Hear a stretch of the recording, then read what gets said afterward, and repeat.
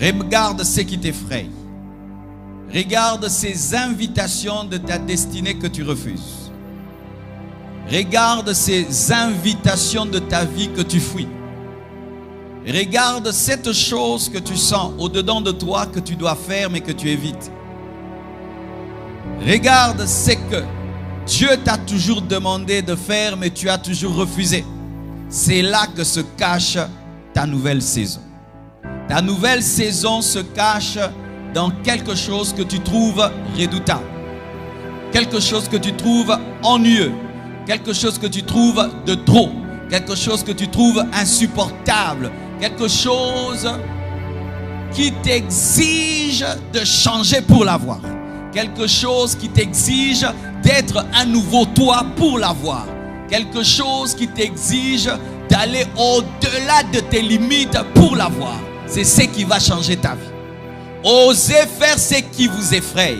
Commencez à faire ce qui vous effraie. Commencez à affronter ce que vous fuyez et votre vie changera. L'homme est un paresseux. Nous sommes naturellement des paresseux. Regardez quand un enfant naît, qu'est-ce qui passe la plupart de son temps? Dormir, dormir, manger. Amen, hein? Dormir, dormir, manger. Dormir, dormir, manger. C'est ce que l'homme est lorsqu'il naît. Mais regardez les animaux. Tu vas voir, on a une chèvre qui vient de mettre bas. Déjà tout petit, ses enfants marchent, ses enfants courent. Les animaux naissent et puis commencent à courir, marcher. Mais l'homme naît, il dort, il dort, il dort, il dort. On doit lui apporter la nourriture. Mais l'animal naît et il doit chercher à manger. Et ainsi, cette paresse congénitale que nous avons nous amène à rester calme là où les choses vont bien. Une fois que ta vie va bien dans un domaine, tu ne cherches plus rien du tout. C'est pourquoi même les femmes mariées, vous détruisez vos vies. Une fois que tu t'es marié, tu ne fais plus d'efforts. Tu ne fais plus d'efforts, tu te rends plus propre, tu ne te rends plus belle. Pourquoi? On t'a épousé. Tu vois, tu es maintenant dans ta zone de confort. C'est pourquoi il y a une kamikaze qui va te réveiller. La zone de confort, tu es chez papa, papa te nourrit, papa t'aime bien, et un jour, il va te dire, tu as grandi, tu dois quitter la maison. Tu vas croire que ton père ne t'aime pas, mais non, c'est Dieu qui est en train de t'amener dans une nouvelle saison, afin que tu saches qu'est-ce qu'est la responsabilité de payer un loyer et de payer l'eau et l'électricité. La zone de confort tue, et sachez que dans la vie, que tout ce qui ne grandit pas meurt. Tout ce qui cesse de grandir meurt. Si ça fait 3 ans que tu n'évolues pas, tu es déjà mort. Soit spirituellement, soit psychiquement, soit intellectuellement, soit socialement.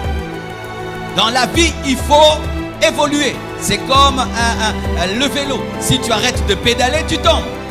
C'est comme la natation. Tu arrêtes de bouger, eh bien tu finiras par sombrer et te noyer. Nous sommes condamnés à évoluer, condamnés à évoluer, condamnés à évoluer. Et le modernisme nous a rendus paresseux. Tu es là où tu es, tu fais tout au téléphone et tout. Ton frigo est là. Et ça fait que les gens ne croissent plus.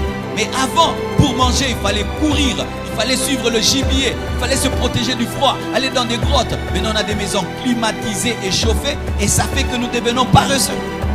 Ton futur est caché dans cette chose nouvelle, cette chose que tu ne maîtrises pas, cette chose que tu ne sais pas faire, cette chose que tu n'aimes pas faire. Ton futur est dans cette chose-là.